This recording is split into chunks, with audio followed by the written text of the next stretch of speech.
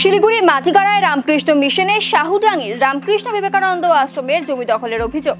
সেই ঘটনা সামনে আসার পরেই ওই জমির পুরনো রেকর্ড খতিয়ে দেখার কাজ শুরু করলো মাটিগাড়া ভূমি ও ভূমি সংস্কার দফতর।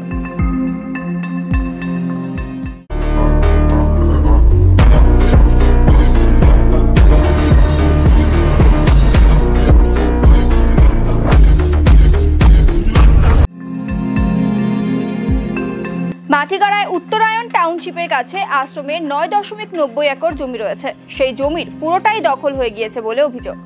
আশ্রমের সন্ন্যাসীদের অভিযোগ, জাল নথি বানিয়ে সেখানে কয়েকজন নিজেদের নামে জমির মিউটেশন বানিয়ে নিয়েছে। অথচ 2022 সালে আশ্রম কর্তৃপক্ষ মিউটেশনের আবেদন করলেও তা হয়নি। কিছুদিন আগেই পুরো বিষয়টি নিয়ে মুখ্যমন্ত্রী, জেলা শাসক, শিলিগুড়ির মেয়র সহ বিভিন্ন প্রশাসনিক পর্যায়ে চিঠি করেছেন আশ্রমের সম্পাদক স্বামী বিনয়ানন্দ।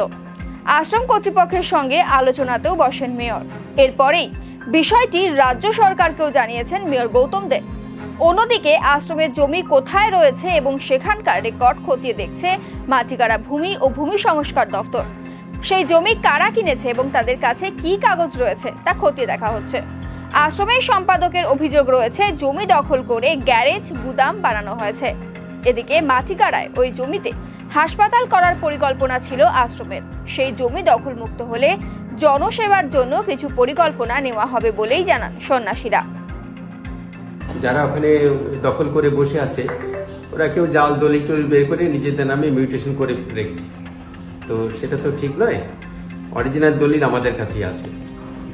একজন করেনি, অনেক কয়েকজন মিলে, মানে কেউ বড় কনস্ট্রাকশন কেউ করেনি। কেউ গোডাউন করে রেখেছে, কেউ কাঠের গোলা করে রেখেছে, কেউ গ্যারেজ করে রেখেছে। মানে তাদের কাছে অরিজিনাল দলিল নেই, তো এখন তারা বড় কনস্ট্রাকশন কেউ কিছু করতে পারছে না। আশ্রম তো সবার মানুষের সেবার জন্য, তাহলে আমাদের মানুষের সেবার কাজে আমরা ভালোভাবে ব্যবহার করতে পারবো আর কি।